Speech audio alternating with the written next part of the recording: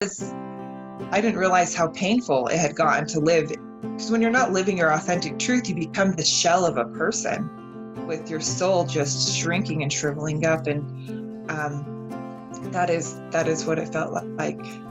Welcome back, everybody, to another episode of Soul Tears. If this is your first time listening, my name is Sean Block, and I'm your host. In this podcast, we talk about those emotional aha moments, those moments that really impact you and change your life. And we deal with topics like mental health, relationships, and other things that have just kind of touched you in a deep, profound way. Today, we're talking with Jara Lingren. She talks about the power of finding yourself. She had a gift from a homeless person that changed the course of her life. And if you ever been in a situation where you haven't felt seen, you haven't felt heard, then you have to listen to this episode. And she talks about how she finally, after years in a relationship, finally found her voice and finally was seen. She is a student of organizational development. She's a spiritual healer, and she's a mother of 4. So I hope you enjoy today's conversation with Jara Lingren. So how's everything going in your world? A lot of expanding and opportunities of growth and learning and just going through life, realizing, deciding what it's all about. It's never easy, right? But no, and it's really getting in, I realized in my older age that a lot of it is just letting go of all the social construction and the labels and the limiting beliefs that we've allowed ourselves to place upon us. Yeah. And for me, I come from a long line of people pleasers.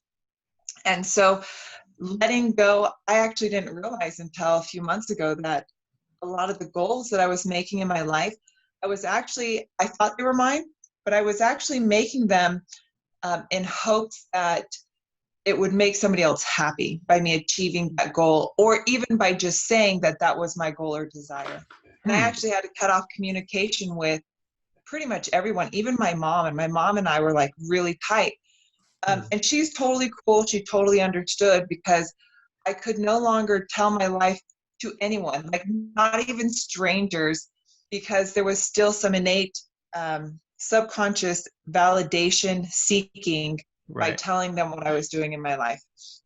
So it kind of was lonely because I had to be very careful with, why am I telling this person what I'm doing? And so I would only talk with the people who were directly involved with that area about that one thing. So for the past few months, I haven't had anybody who knew everything that was going on. Everybody just kind of knew the area that they were involved in. That was it. So do you have a confidant that you are sharing everything with, or do you feel like you're reserved, like with people? You're not really telling them everything, like you said. Yeah, I'm still learning boundaries. I don't have one person in particular. There's probably one friend who knows more than anyone else. Mm-hmm. But she is very non-judgmental, and she's not at all directly in my life in any way. And so I feel like I can tell her things, but I don't even tell her everything. Which was huge for me. I didn't actually realize, because sometimes we're on these spiritual journeys and we're like, oh, I'm so evolved. But then I didn't realize that even in my evolved spiritual state, quote unquote, I was still seeking validation. And at a different level. I mean, nobody would have been like, oh my goodness, Jara, you're needy. But the universe is, if you really want to grow and expand, it will show you even the little dark corners of your soul that need to get cleaned out. And that was one, is the universe showed up and said, hey, you still are hanging on to people's validation, and you need to let that go, and you need to be okay with disappointing people. That's not your intent. Like, we have to realize that when we move from an authentic space, anything that we do from our truth and authenticity cannot cause harm in other people's lives. It may open up an area within them that does feel painful for a moment as they feel that truth, but that is also part of their expansion and growth. What So triggered this in the last few months that's different than other times? so much, Sean. Oh my Yeah. gosh. Well, I don't even know where to begin with. So I guess it goes to, so I got divorced, and the divorce just went final this summer, but the divorce started January of 2018. And that really, even though I'd read a lot of books, like self-help books and spiritual books, and I'd always had a very spiritual connection, the divorce, realizing that I did not have to live in the marriage and relationship that I was in, it was definitely a catalyst for me opening up to experiences that would allow me to expand instead of keep contracting and diminishing myself. Yeah. Wow. So there's just something you didn't feel like you're being totally in the relationship, or you didn't feel completely honoring yourself, or? Yeah, I wasn't. So when I was married, sorry, trying to get the sunlight right. That's all good. Right, I have a very big presence, and one of the stories, like we all create these stories in our head, and then we energetically bring events into our lives that validate those stories. One of mine was that I am too much for people, that my presence is too much, and that by me being my authentic truth, they can't handle it. And I actually, my husband, my ex-husband now, that was true. I could energetically feel that he felt disempowered by my presence. And so I didn't show up 100% because I felt like, oh, well, if I diminish myself, if I pull myself back, then it will be able to help him step up and help him feel like he really is of worth and enough. But you can't do that for somebody. Like you can never love someone enough to help them feel worthy. Like that validation has to solely come from in. But I didn't realize how painful it had gotten to live, because when you're not living your authentic truth, you become the shell of a person with your soul just shrinking and shriveling up. And that is what it felt like for me. And then finally it just, it got to a point one morning when I woke up, like I already knew that the marriage was over. But I remember driving in the car, and I was like, Jara, why can't you leave this marriage? And I looked in the mirror and I was like, oh, it's financial reasons, like I'm a stay-at-home mom, homeschooling the kids. I can't get a divorce. Like, what am I supposed to do? And it's like, really, Jara, you're that tied to money? And I was like, no. And that's when it really hit, is that I looked in the mirror and I said, I'm almost 40 years old. I was 36 at the time. Close enough to 40 for my mind. I was like, I'm 40 years old, I have 4 kids. No one's going to love me. Like, I'm unlovable. Like, even though this marriage sucks, it's better than nothing. And I just remember just breaking down and crying. Because I had gotten to a point where I didn't even value myself at all. Like, and it's not like my marriage was horrible. Everybody thought we had the perfect marriage, but no one sees behind the scenes. Like, there was no relationship. Like, he didn't talk to me. He didn't touch me unless we were having sex. Like, it was not healthy. And so I remember one morning waking up and realizing that it was never going to change. I was never going to get out of this pain. And I even thought to myself, the pain was so great. I said, you know what? I think the only way out of this is to end my life. And the next thought was, how can I do it the fastest and with the least amount of pain? And it was such a calm conversation that I was having with myself, that I actually believed that it was God's will. I was like, wow, this is such a calm conversation. This must be what it is about. Like, this must be my journey to end this pain. And I have 4 kids, and I even thought about them, and I was like, I think this is part of their journey, and that they will understand at some point why their mom had to do this. And and it was very calm. Like it was surprising how calm it was to seriously want to end my life. But then luckily at that very second moment, because I was raised very religious, so divorce just didn't happen. Like you just didn't get divorced. Um, but luckily the very second thought after that whole calm discussion in my head about suicide was, if your children can make it through your death, then they can make it through a divorce. And at that moment, like that's when the shit hit the fan, and I went into the room where he was and just like exploded. And I remember it was the first time in 10 years that I was fighting with him.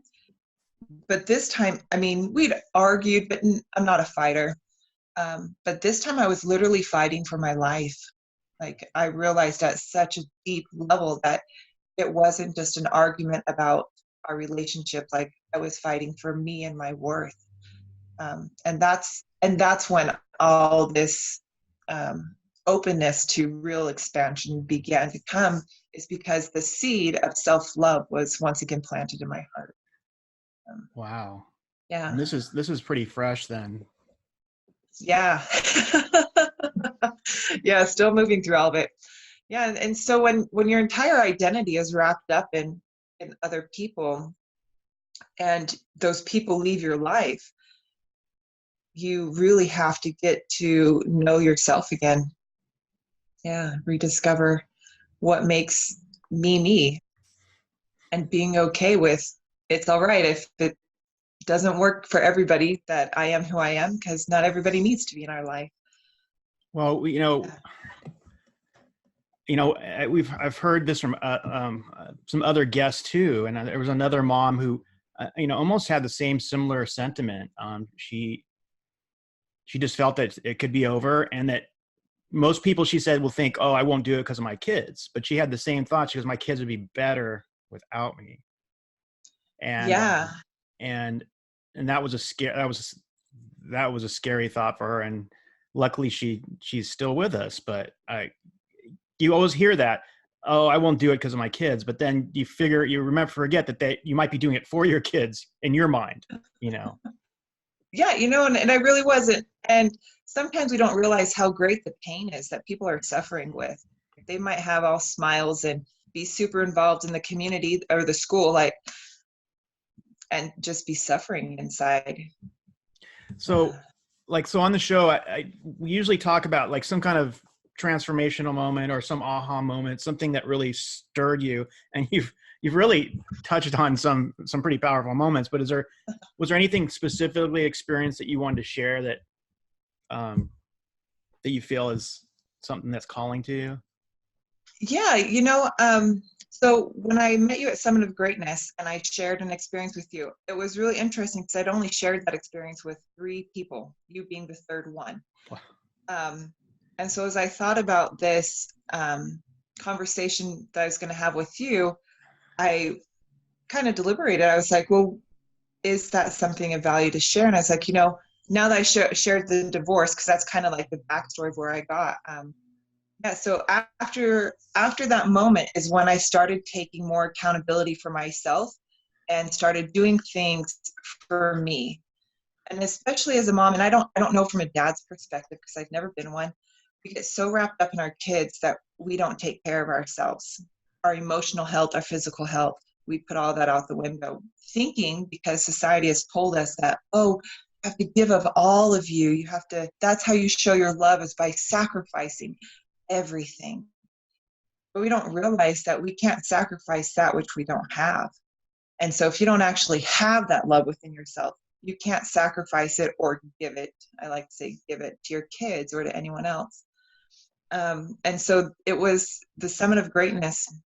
Lewis houses his weekend. In 2018 was the first time that I took time away from my kids. So my ex-husband by this point had become supportive. Like we both knew that divorce was the best thing. And it was amazing to see the changes that occurred in him because of it. And he even says that, if it hadn't been for the divorce, he wouldn't have had his awakening. So we never know what situations in our life we have to go through in order to to have those moments that get us to see the world in a different way. So when I went to Summit of Greatness, I got there on Wednesday and it starts on Thursday. So I had an extra day to just spend with myself. And I remember thinking, I was like, I'm just going to go walk around the city. So I left the hotel, crossed the street, and I saw this guy selling newspapers, and I just ignored him. And I was like, oh, just a panhandler, like just getting money. I just kept walking, and I noticed a lot of homeless people. And there was one lady in particular just sitting by a doorway front. And her sign, it said, even a smile helps. And I was like, oh, well, that's cute. And I just kept walking by. And then I turned and started walking down, not like a scary alley, but an alleyway in between two buildings leading to the Commons area, the beautiful park area. And there was this homeless guy sitting there, and he was starting to get something out of his bag. He didn't have a sign, wasn't asking for money. And as I was walking past him, I got this really strong feeling, say, hey, go give him money. Like, are you kidding me? Like, you want me to give a homeless person money? Because I have a belief that cities have programs that we need to help facilitate, not necessarily just hand people money. This feeling was really strong. And so I turned around and I asked him, I said, hey, can I give you some money? And he's like, yeah, of course. And so I gave him a couple dollars. And then he's like, here, take this. And he handed me this bag. And I said, no, you don't need to give me anything. It's like, I just wanted to give you some money. And he's like, no, take this. And I looked in it, and there were like donuts and some new socks. And it looked like one of those bags that a charity walks around and hands out to homeless people.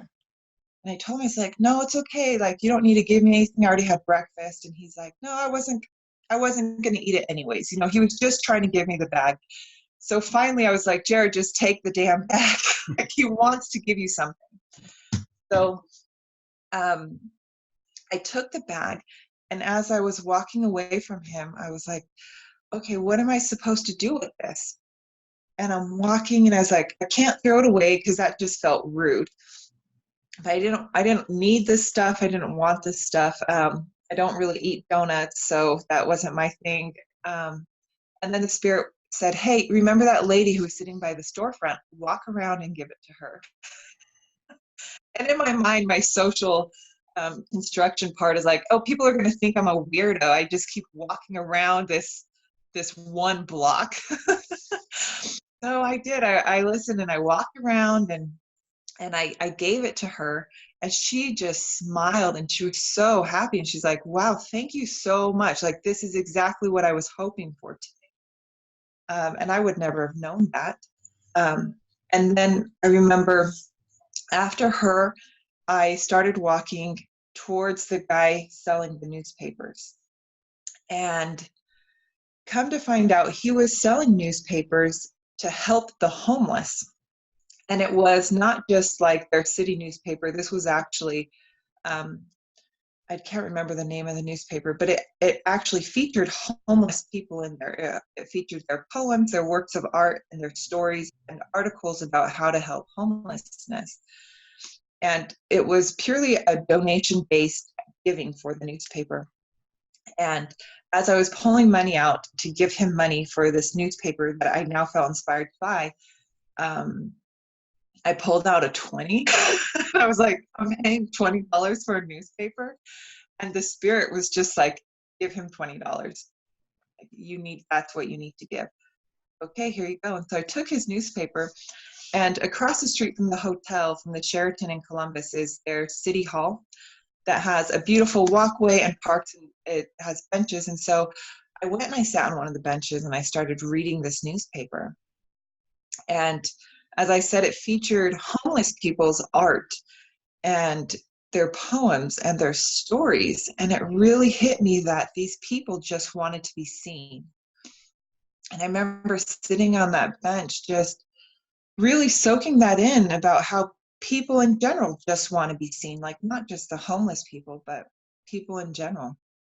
And just really hit me in my heart. And later that night, took a 2-hour shower, which I don't know if you've had kids, you know, a 2-hour shower is like amazing.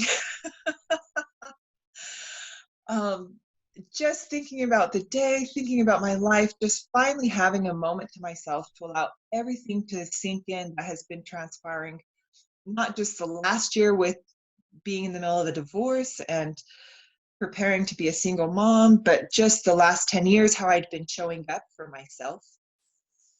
And I remember when I got out of the shower, there was a full length mirror in the bedroom. And so here I was, just totally naked, standing in front of this mirror. And I looked at myself in my eyes and I said, I see you. I see you. And I even put both my hands on the mirror, touching my reflection's hands, and just started bawling, not realizing that for so long I had been changing who I was in hopes that someone would see me and would love me, not realizing that I did not even see myself and I didn't love myself. But in that moment, that is when it truly began to truly love me and to see me and to be able to stand there in my nakedness and just love me and to see me. And so I felt a huge shift within my heart at that time and my entire soul. Like I could feel that there was a transition happening. And then the next day they had workshops. And I remember being in one of the workshops, um, and it was packed. And I was sitting on the far side in between a whole bunch of people. And once again, it was probably about 11 o'clock, 11:30. I just got this really strong feeling like, Jarrett, you have to leave now. I'm like, really? Because in my mind, my people pleaser side is so concerned about what everyone is going to think of me, even perfect strangers. It's like, oh, I'm going to have to walk in front of all these people and I'm going to ruin their view and I'm going to be in their way by excusing myself. But this spirit just kept hitting me like, you have to leave now. And so finally I did. And as I was leaving the room, the moment those doors closed, I just started bawling, just overwhelmed with emotion. And as trying to hold it together, because once again, you know, there's people walking by and don't know what they're going to think of me. So once again, I walked across the street to the city hall and just found a park bench that was kind of secluded and just let it out. I had to cry, and then just there's a release after a cathartic cry. And I was sitting on the bench, just being there. And I heard these church bells ringing. And once again, the spirit was like, Jara, you need to get to that church. I was like, man, we are in a hurry today. It's like, you have to get there. And so I started walking and I could hear the church bells ringing. And I even stopped some guy on the street and I was like, hey, where's the church that those bells are coming from? And I was 2 buildings away. And so I go, and it's a Catholic church, and their doors happened to be unlocked. And I'm not Catholic. That wasn't my religion. And so I didn't know that church doors are often open during the week for people to come in.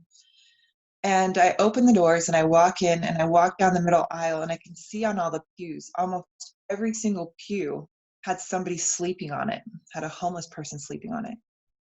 And once again, the day before, of people just wanting to be seen and witnessed really hit home. So I walked up to the pew in the very front of the church where nobody was sleeping. And I just sat there for a few minutes, just thinking about not just the chance of me being born into the life that I was born into and my purpose, but then the purpose of each one of these people in this church who are homeless. And I do have a belief of incarnation, and that our soul has a journey and comes into this earthly life in different ways to experience different things. And as I'm sitting there and all these thoughts are running through my head, I just get this another very strong feeling to pray, to kneel down and to pray. Um, and I'd gone to enough masses with friends to know they have this little kneeling board that comes down.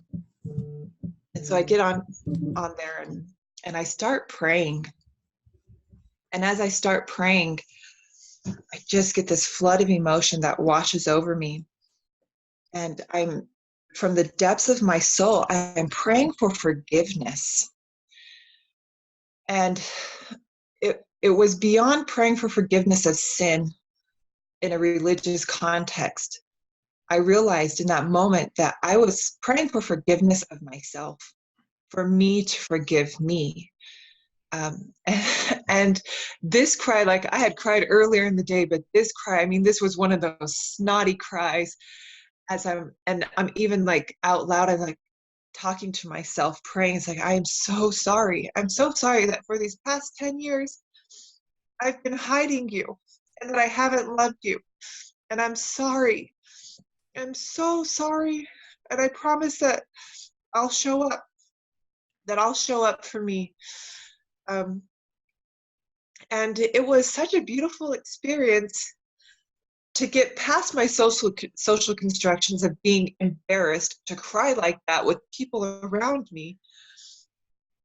But it was also interesting because I felt this love from these homeless people as they were witnessing my breakdown.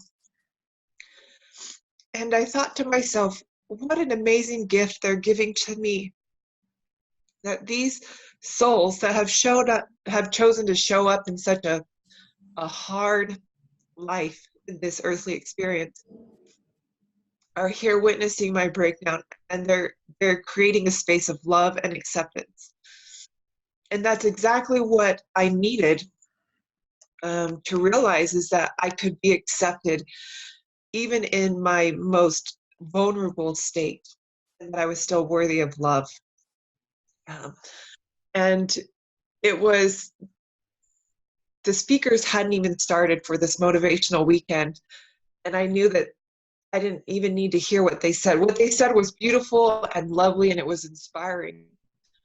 But I had to go to Ohio for that experience, for that breakdown, for that breakthrough, and to have that witnessing of my life and my value. Yeah. What comes up for me is when you're telling that story and when you're talking about standing in the mirror, and it felt to me like you just wanted to be heard and you wanted to be seen, and whatever experience you had that day, it seemed like it kind of led to that. Like you just needed that. And wow. And it seems like those homeless people in the church, they were hearing you and they were seeing you, and they weren't, they were, I don't know if they said anything to you, but Yeah. Well, and what was interesting is that they almost felt like they had no judgment because of their life circumstances. There was no judgment on their end. And I've since then come to realize that quite often we judge not just our own situation, we judge other people's situation, their experiences as good or bad experiences, when really all the experience is neutral and it's just for our learning and our growth. But as a human, we do have this innate desire, I feel, to connect with others. And we also give off these energetic vibrations. And it was just so beautiful what they were able to offer. And it really did change my perspective of homelessness. do you think it changed their perspective, or anybody in that room, when somebody was being a human being around them? I hope it helped them realize that even though somebody walking in looking like they had it all together had a breakdown, and that no matter what your station in life is, that life is hard and that there's pain that is felt, and that that no matter what your life looks like, it's important to connect to yourself and to love yourself. And When people, how have you taken that experience? Like, after that, how have you been heard or seen more? Is that coming up more for you? Do you feel more that that's happening? yeah, so the universe loves us so much that it will continue to put people and situations in our life to help us refine what we are working on. So coincidentally enough, like I actually met someone at Summit of Greatness. It was an amazing experience where I felt emotions and feelings beyond what I'd ever felt before. And it was almost like the universe's gift of saying, hey, look at what is still out there and still possible. Um, but through that relationship, I was still also able to see that I was, even though I had realized I needed my own self love and my own validation, it's a process. And we need to be kind to ourselves as we walk this process. Because as this relationship ensued, I found myself once again getting sucked into, oh, well, what does he think about me? Oh, what goals in my life would help bring us together more? Instead of, Jara, what are your goals? Jara, what are your desires? And truly believing that as I aligned with me, the right person would also align with. Because sometimes, and I've had to have this discussion with myself several times whenever I started getting too fixated on one person, like, oh, I want him um, in my life or this thing in my life. It's like, Jara, are you living in a universe of limitation or are you living in a universe of expansion? When we live in a universe of limitation, we limit ourselves to just that one thing. Um, Not realizing that if we instead live for the intention or the feeling, like I want to feel this way, I want to feel amazing when I'm around somebody. When we go based off of that as our intention, then we open up for the universe to bring in so many more people than just limiting ourselves to just, I want that. And the universe could be saying, I know you say you want that, but then you also say you want these feelings of ecstasy and emotion and excitement and passion. And I already know that that's not going to bring it to you. So if you let go of that, I can actually bring you what will really satisfy your truest desires. And so it's been, for me, this past year and a half, 2 years has really just been learning and getting in tune with myself, uh, acknowledging and recognizing what are my stories. Um, and I had a really funny experience I'll share with you real quick about, a lot of people don't realize that we have our own energetic stories. Other people also have their energetic stories. And the reason why it's so important to be really in tune with ourselves is because if we're not careful, we will get sucked into other people's stories and show up in a way that validates their story, even if it's out of our own character. And I remember one day I was driving. I'm a really good driver. And I was turning right. And as I was turning right, there was this car. And I was like, oh my gosh, I didn't see you. I'm so sorry. Like, I didn't see you at all. And this car speeds past me. And then the same thing happens to this car again, where another car's changing lanes, doesn't see it. And the spirit taught me something really quickly. It was like, do you see we're not really paying attention to you and you were sucked into their story? Obviously, their story is that people don't see them because that's what keeps happening to them. And one thing I tell my kids is that if an experience with someone happens one time, it's probably their story. If an experience keeps happening over and over, it's your story and you need to fix it for you. Um, and so I had a relationship with it. I was dating a guy, and when it ended, I've always been able to let people go whenever it was time. I'm not a clingy, attached person at all. But when this relationship broke up, I found myself really wanting, it's like, oh, I need him back, and I wonder what he's doing. And there were several times I was like, Jared, what is going on? Like, you feel really needy right now, which is not you. Um, and then it occurred to me, it's like, oh, you are running into his energetic patterns, because from stories that he had told me, about his past girlfriends, they always want him back and they always need him and they're always really attached. And so it was a really good lesson for me to be very aware of myself, and a good lesson that the universe taught me of an actual experience of, hey, look, you're getting sucked into someone else's energy. You need to cut ties. And there's different energy things you can do to cut your attachments to people that are under. What I was thinking, what I was feeling when you're talking, like sometimes you have this like experience and then you have this like, you know, transformative moment, and then everybody thinks, okay, that's it. You know, I've reached the mountaintop and I had that experience and I'm ready to go on with my life.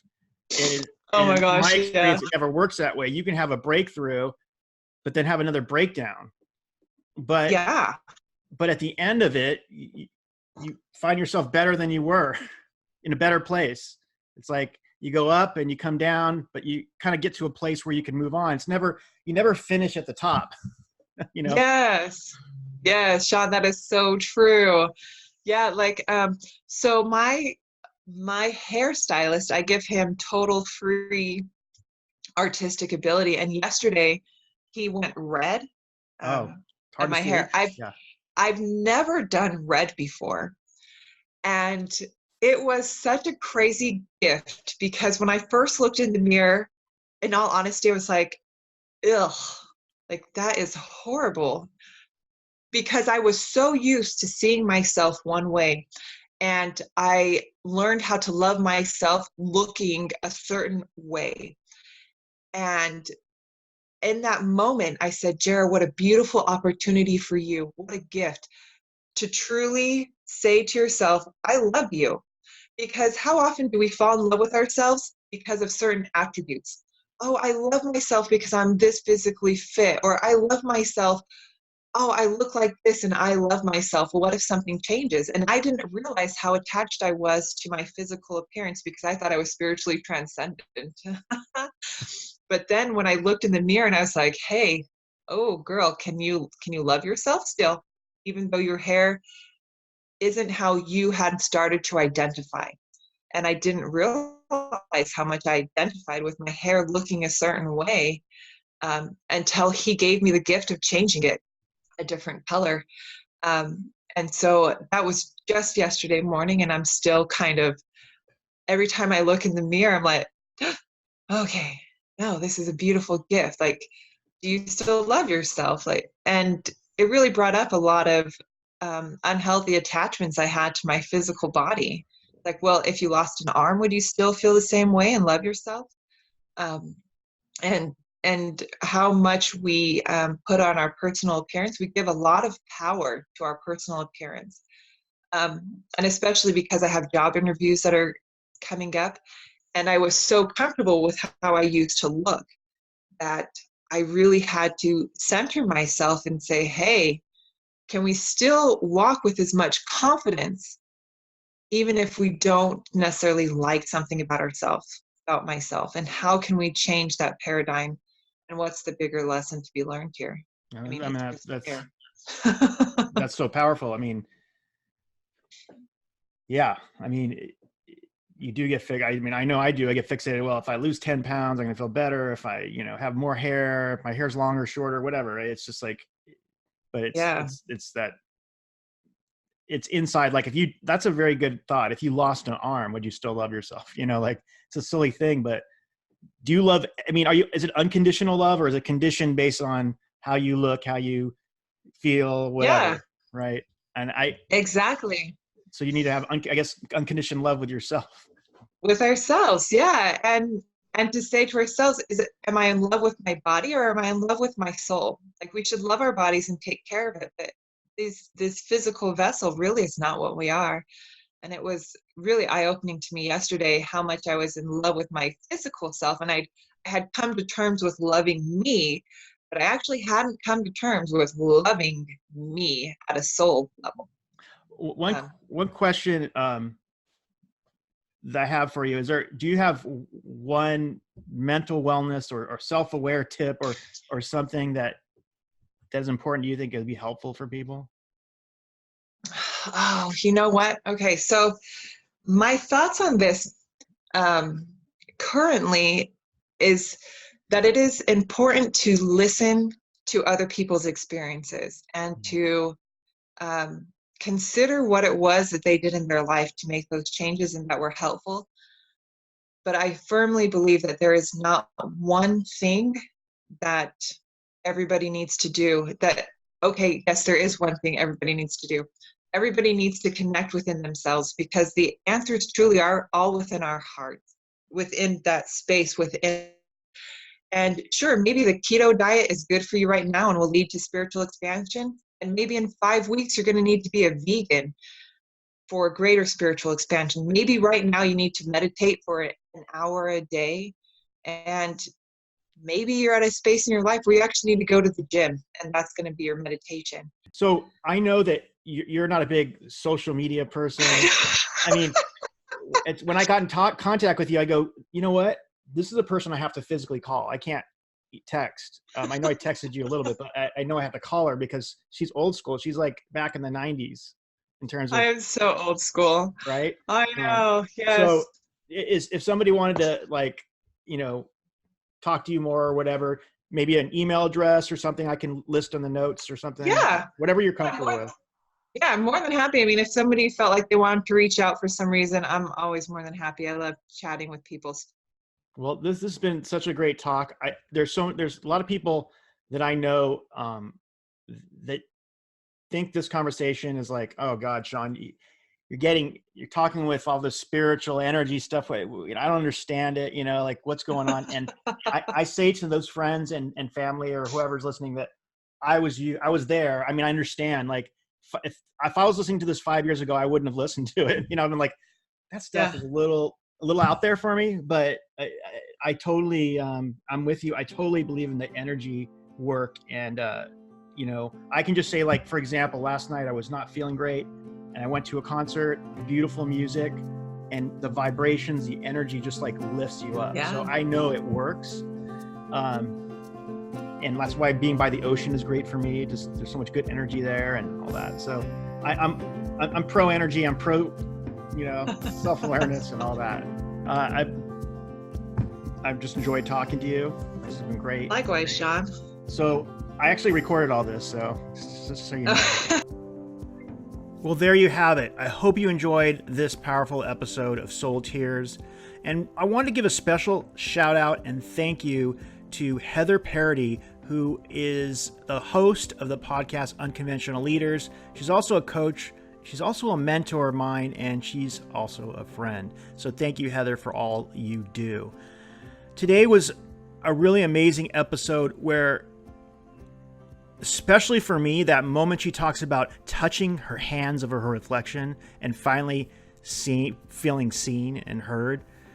I relate to that so much. You hear a lot about these mirror moments that people talk about, to look at yourself and say that you love yourself and all that. It's a little woo-woo, but believe me, when you can do that and you can look at yourself and feel comfortable, that's a very good place to be. I was blown away by her story, talking about a gift from a homeless person who just wanted to reach out, and that gift touched a chord with her, and she ended up giving that gift to somebody else who really needed it and learned so much along the way. Homeless people are people too. They have stories and they need to be heard as well. So thank you for this wonderful episode. If you enjoyed it, please share it with somebody who needs a little inspiration or somebody that can really take it to heart. Again, thank you so much. And as always, and Jara did it today, if you can change one person, you can change the world. We'll see you next time. Thanks for spending time with us today. You can connect with us on Instagram at Sean Steve Block, and that's Block with an H. And as always, if you can change one person, you can change the world. We'll see you next time.